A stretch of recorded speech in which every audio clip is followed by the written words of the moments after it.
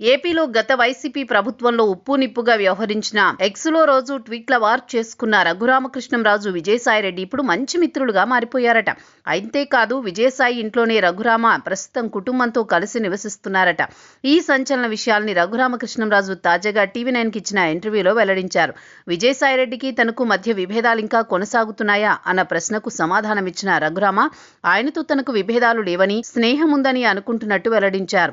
ఈ మధ్యే తమ మధ్య స్నేహం చిగురించినట్లు తెలిపారు.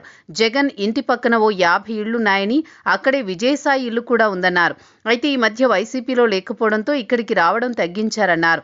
తాను ఆ ప్రాంతంలో ఇంటి కోసం సినీ నిర్మాత ఆదిశేషగిరిరావును సంప్రదిస్తే విజయసాయిరెడ్డి ఇల్లు ఉందని, అభ్యంతరం ఉందా అని అడిగితే లేదని చెప్పినట్లు రఘురామ తెలిపారు. శత్రువుకు శత్రువు మిత్రుడు అన్నట్లు కాకుండా అద్దె ఇచ్చే ఉంటాను కాబట్టి అందులోకి వెళ్లేందుకు ఇష్టపడినట్లు వెల్లడించారు. గతంలో విజయసాయిరెడ్డికి తనకు మధ్య ట్వీట్ వార్ నడిచిన మాట వాస్తవమే అని, అయితే ఆ ట్వీట్లు ఆయన పెట్టలేదని, జగన్ దగ్గర ఉన్న వ్యక్తి వీటిని పెట్టాడని అన్నారు. సాయిరెడ్డి వల్గర్గా ట్వీట్లు పెట్టే వ్యక్తి కాదని, పార్లమెంటరీ పార్టీ నేతగా కూడా పనిచేసిన ఆయన అంత కుసంస్కారి కాదన్నారు. అప్పట్లో ఆయన పెట్టే ట్వీట్లు వాస్తవానికి ఆయన పెట్టేవి కాదని తెలిసి తాను కూడా బహిరంగంగానే కౌంటర్లు పెట్టేవారన్నారు. జగన్ విషయంలోనూ తనకెలాంటి శత్రుత్వం లేదని, ఆయన్ను తాను అసెంబ్లీలోనే పలుకరించి భుజం మీద చేయి వేసి మాట్లాడినట్లు రఘురామ గుర్తు చేశారు.